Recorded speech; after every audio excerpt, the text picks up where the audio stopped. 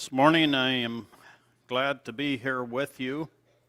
I would prefer just to stay sitting. Brother Lau says he hasn't preached for a while. Well, that doesn't happen in our congregation. There's two of us that kind of rotate back and forth. But our poor deacon, he had to have council meeting and then communion service, and now another message for this morning. But I think he gets a visitor speaker next Sunday. So I'd like to ask the children to come forward here. I really love children, and you're dear to my heart. So I have something special for you this morning. So I'd like all the children to come forward. And you get to do something special this morning. But we'll just sit here. You older guys can just stay there. You just fill in them benches there. We can walk around.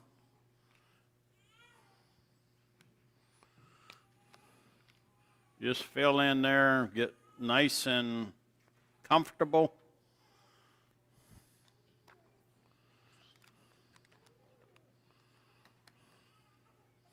Okay, there's another bench there. We'll fill that one up. All is good. Young man, you just help yourself to a bench here. We're good.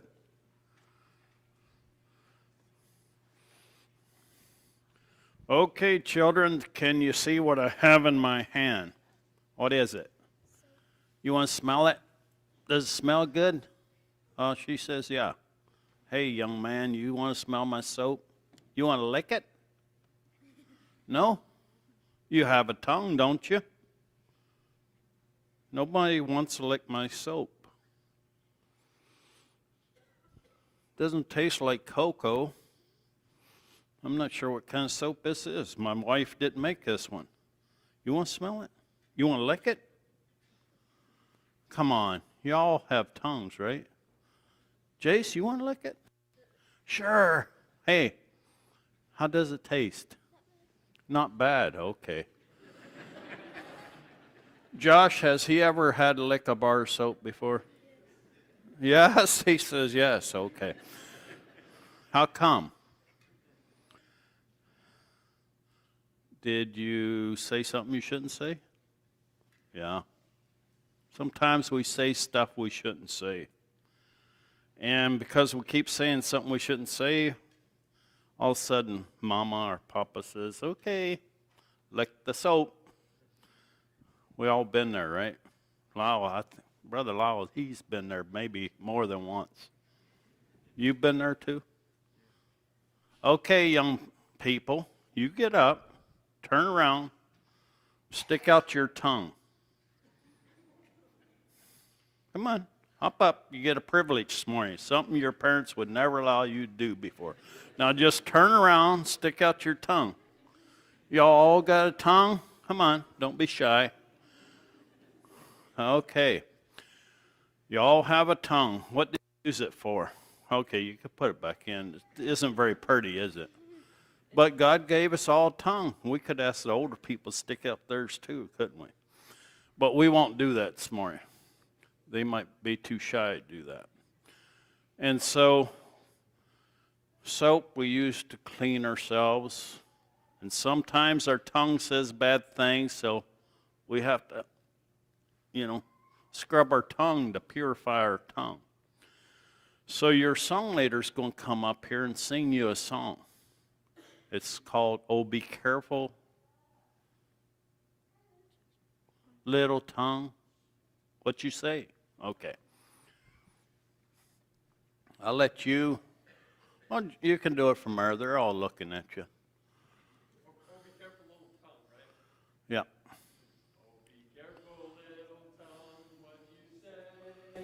Oh, be careful, little tongue, what you say. For the Father up above is looking down in love. Oh, be careful, little tongue, what you say. They want to sing again. I could hardly hear them. Oh, be careful, little tongue, what you say. Oh, be careful, little tongue.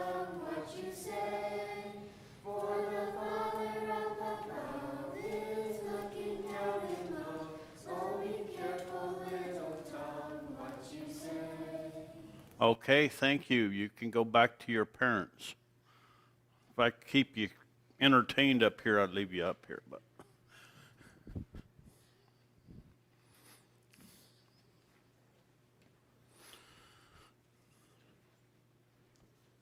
so this morning we want to focus in on the tongue. Since we all have one, we know what it's for.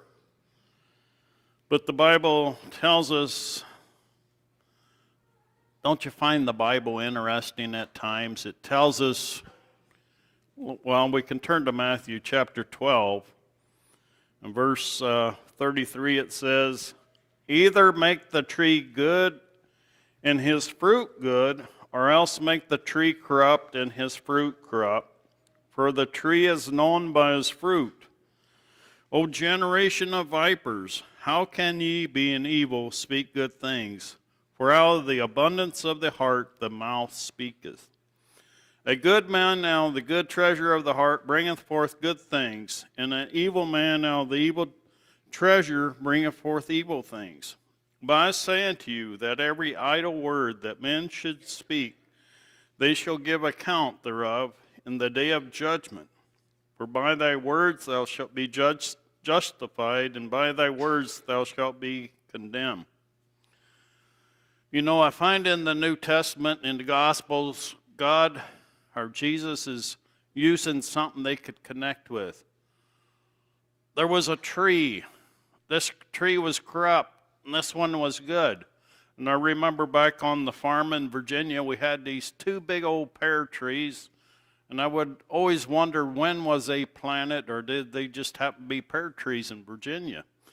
Or did someone plant them? But I remember going out there every fall or summer, and I'd like to have a nice pear. And you bite into it, and you throw it away. It was mealy. It was gross. It wasn't pleasant to eat. And I don't recall ever having a good pear off of them two trees. And so it reminded me of these verses here. You know, you have a corrupt tree, and you have a good tree, and that tree is known by its fruit. Them pear trees didn't all of a sudden grow apple. Or my mom came from California, and we planted her apricot tree. Well, that tree never did produce apricot either. I think they were maybe native to California and not Virginia. But we tried.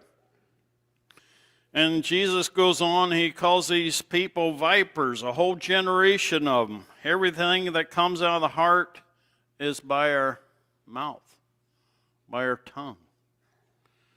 And Jesus points out that even every idle word.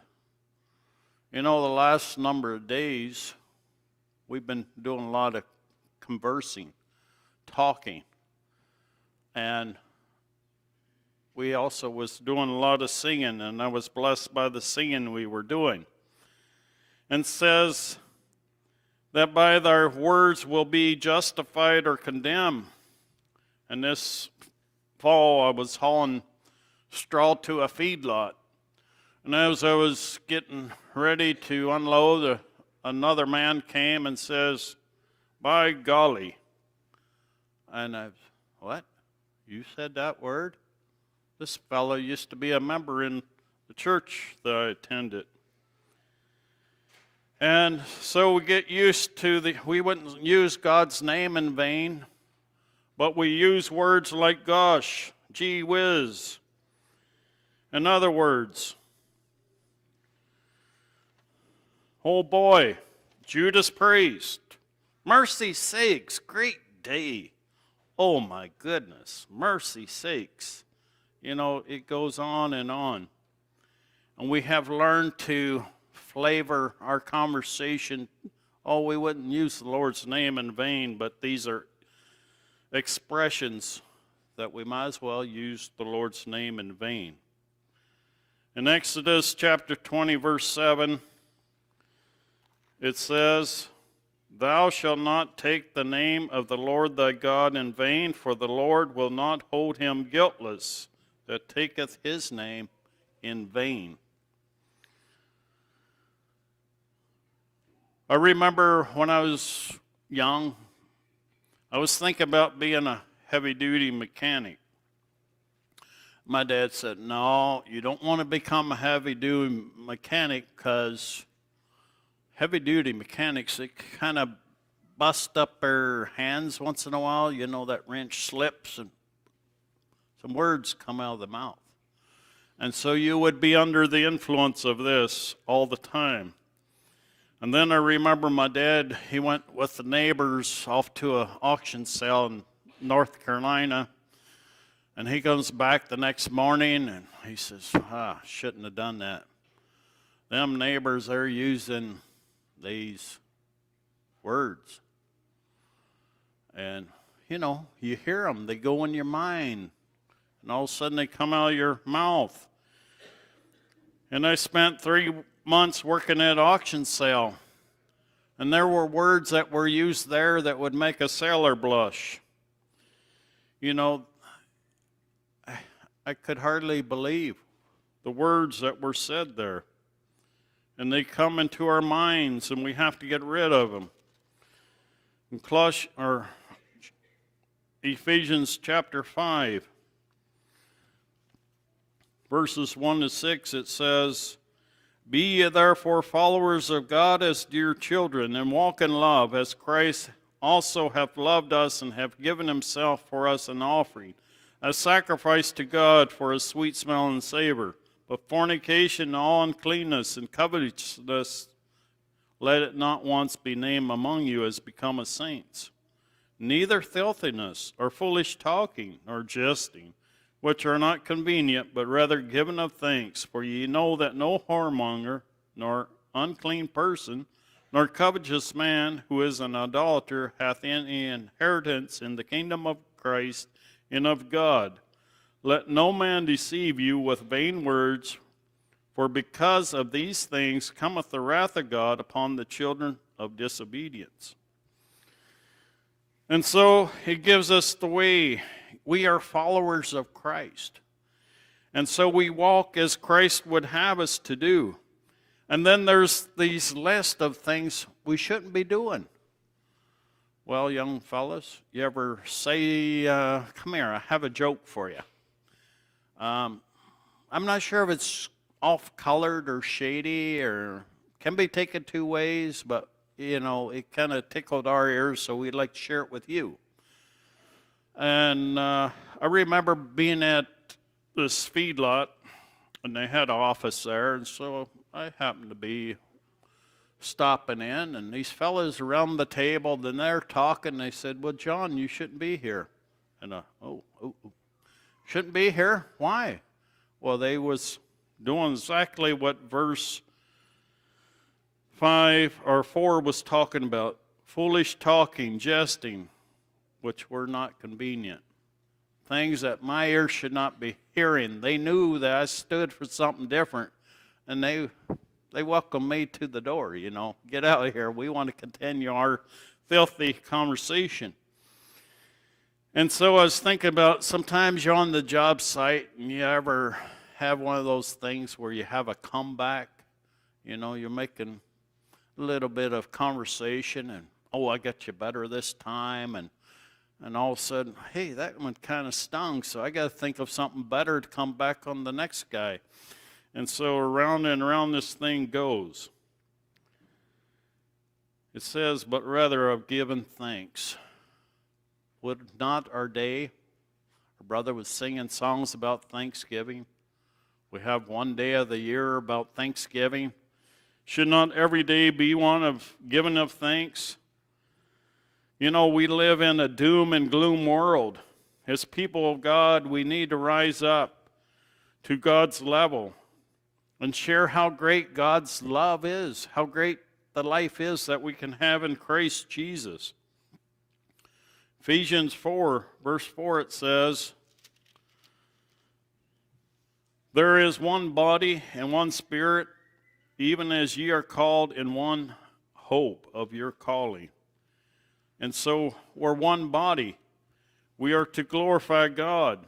In verse 24 of Ephesians 4, it says, that ye have put on the new man, which after God is created in righteousness and true holiness.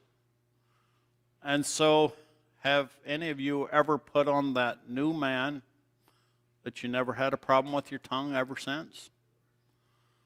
I could ask your wife, did your husband say something he shouldn't have said this past week? Or maybe you can turn that around. Did your wife say something she shouldn't have said this past week?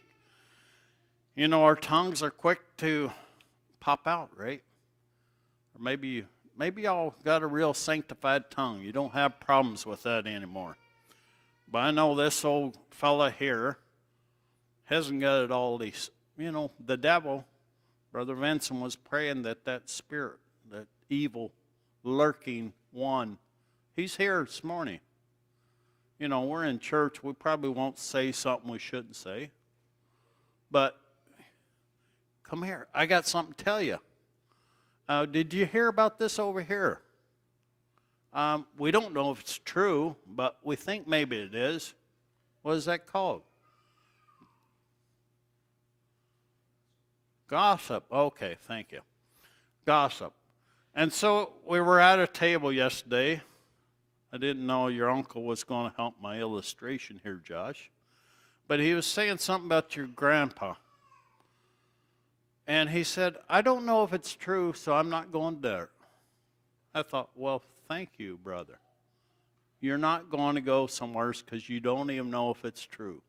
But he could have said, yeah, that's exactly how it was, but I don't know if it's true. Oh, okay. You know, we kind of think, well, why did you even open your mouth? But, you know, a lot of times we get caught up in that. And we start saying something that isn't true. Verse 25, it says, therefore put away lying, speak every man truth with his neighbor, for we are members one of another. You know, speak that which is true. We don't flavor it this way or that way. Make people wonder how it is to be taken. It says, be ye angry and sin not. Let not the sun go down upon your wrath. You know, there has been times where I had to ask someone's, forgive me. I know the sun's getting ready to go down. The conscience is pricking me. I got to make something right. Why would I want to wait till tomorrow? Because tomorrow may never come. It talks about God creating a new man. He takes this old piece of filthy garbage of humanity, and God puts a right spirit, a right thinking in our minds. He wants us to follow after true holiness. And so I wonder, how many times has the sun gone down over unconfessed sin? How many times has the Holy Spirit been grieved because he has seen our action that doesn't match up to what the Word of God says? It says, let all bitterness and wrath and anger and clamor, evil speaking, but put away from you with all malice.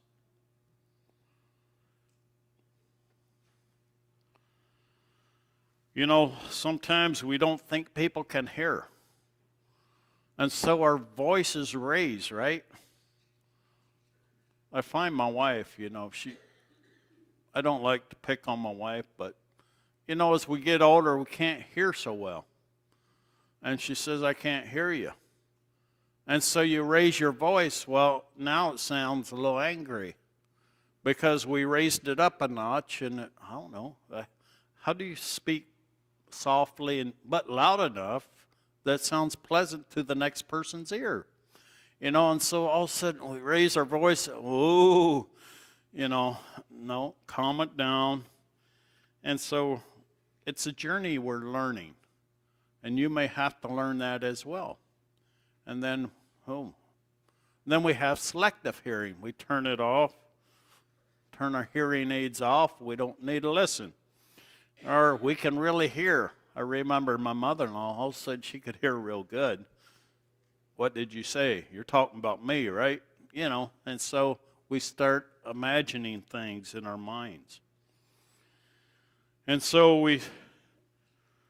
We start that shouting match, and then the bitterness is brought up, and all the dirt and the slime pit, and the hurtful past, and the forgotten stuff, and then we start falsely accusing one another.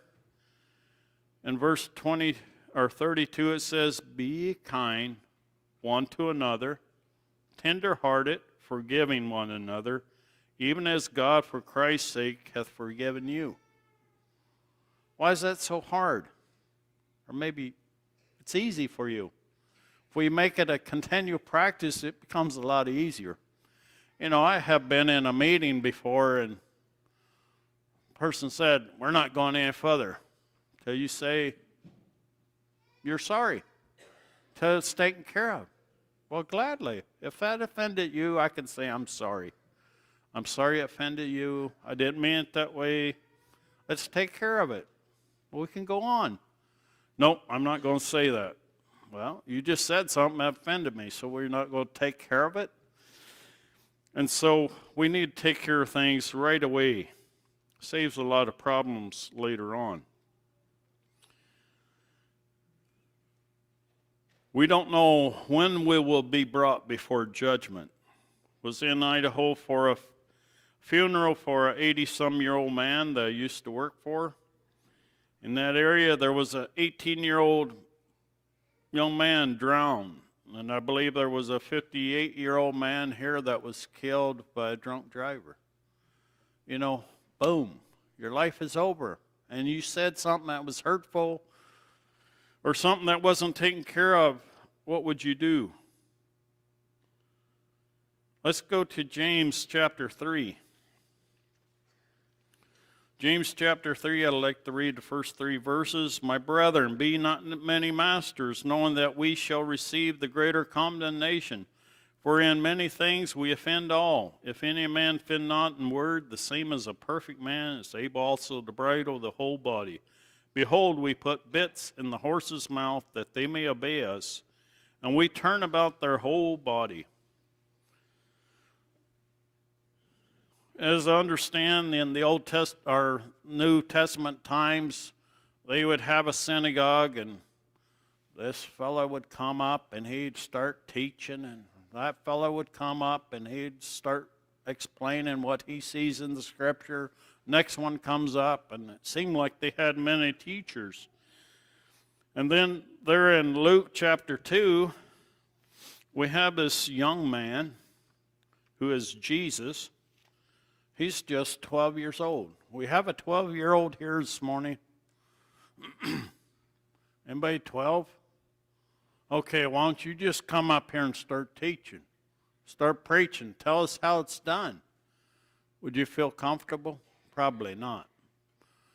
But here we have in Luke chapter 2, verse 46, "And it came to pass that after 3 days they found him in the temple, sitting in the midst of the doctors, both hearing them and asking them questions.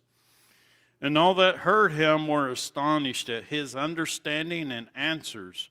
And when they saw him, they were amazed. And his mother said unto him, Son, why hast thou thus dealt with us? Behold, thy father and I have sought thee sorry. And he said to him, How is it that ye sought me? Wist ye not that I must be about my father's business?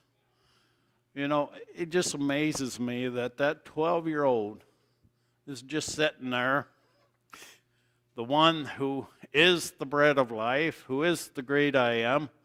He's listening, and he brings a question in, and probably, well, he does, not probably.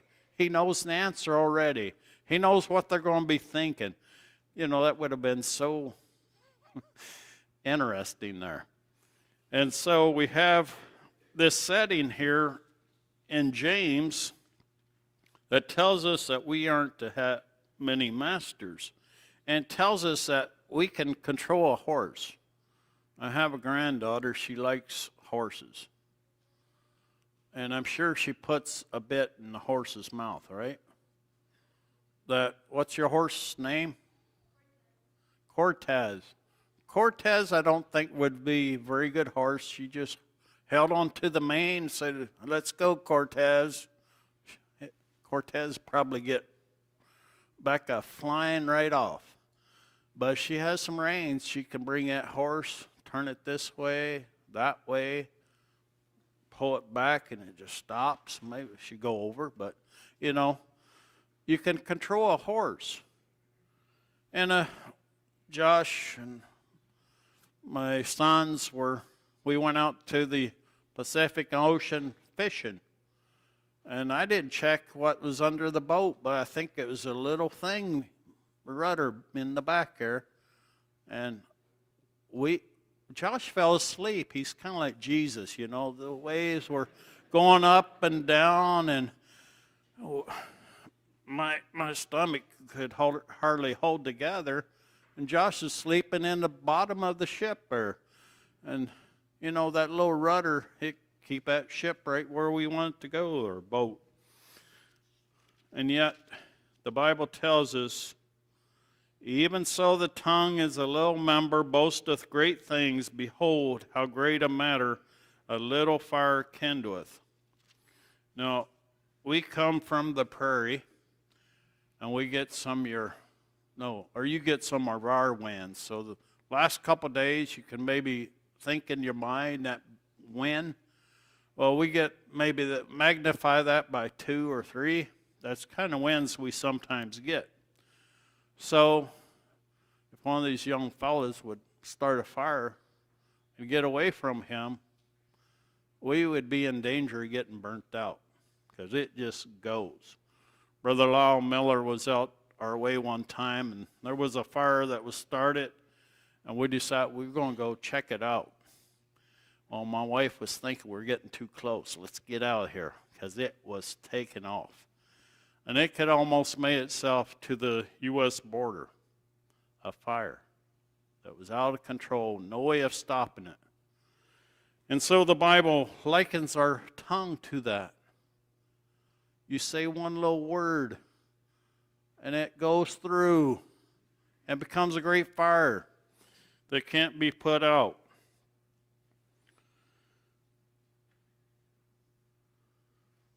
The tongue is to be used as a tool to teach. You know, maybe my message will offend some people this morning. God has used ordained leaders to lead the church. God holds us accountable to the church. The tongue is to be used to encourage one another. It talks about it boasting great things. You know, I've been in the ministry long enough to come to a conclusion that if most of our church problems starts with the tongue. Brother John, would you agree with me? Oh, huh? Yes, yeah. You know, if we'd just be quiet and listen, and our tender-hearted, our goodness for the next person would just be so overflowing. Yeah, but, you know, I have a point here. You better listen to me. And I have talked to my buddies. We're here ready for a good discussion. Well, why didn't you meet together how you can help solve this church problem, this church issue? And you would have came to the meeting. And Brother Lau was, wow, these brethren are actually doing what the Bible teaches us. They got together, encouraged, they prayed. They didn't start this fire going. I mean, I was at a meeting one time, and it came to a place where it needed to be brought to the church. And so this brother I felt was attacking me. My own son was attacking me. And because he thought we should have included the brotherhood in it sooner. But you're trying to work through a situation where you can't work through it anymore.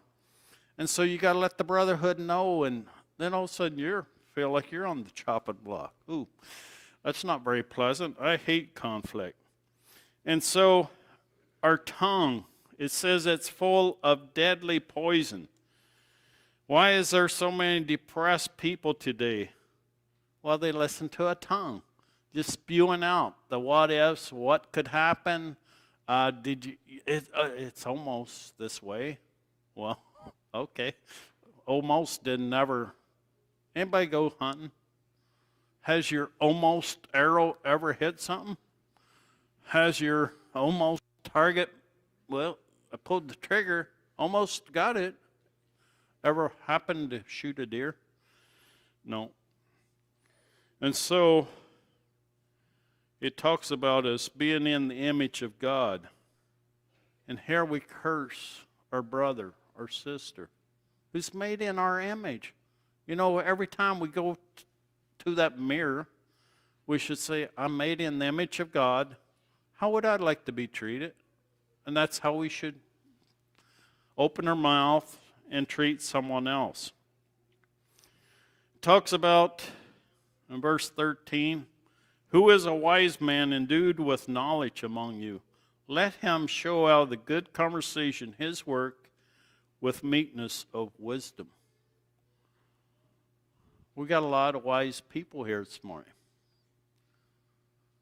But you can say one word and you can take away all that wisdom away. That one word that would hurt your brother or your sister. Or they can watch how you walk. His walk doesn't match up to what he's trying to say. I had a fuel man, he says, if you don't pay on time and you're telling me about Jesus, you might as well just be quiet. And so they are watching.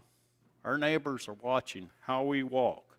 We can have all the right words, say all the right things, but if our walk doesn't match our talk, you might as well shut up.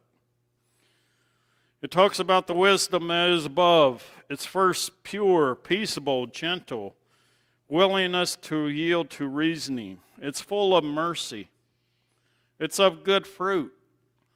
This summer, well, a few years ago, I was delivering hay to a man, and I'd known him for quite a while, and he brought me this nice, beautiful peach. And I bit into that peach, and it was so good. So you know what I did? I was on the lookout for another peach just like that.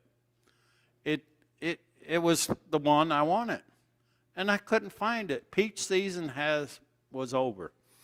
So this year I was set out on a mission to find some good peaches again.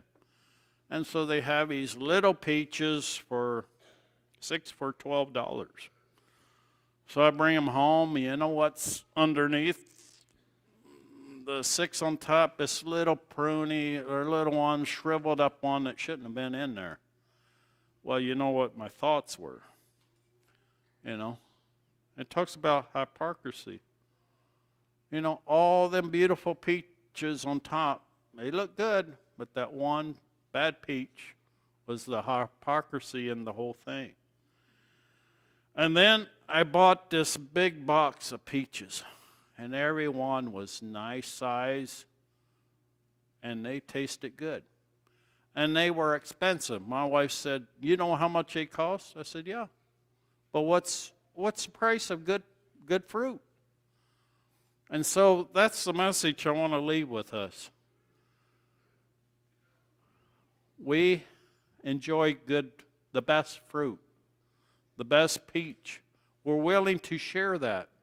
And so when people look at our life, it says in verse 18, the fruit of righteousness is sown in peace to them that make peace.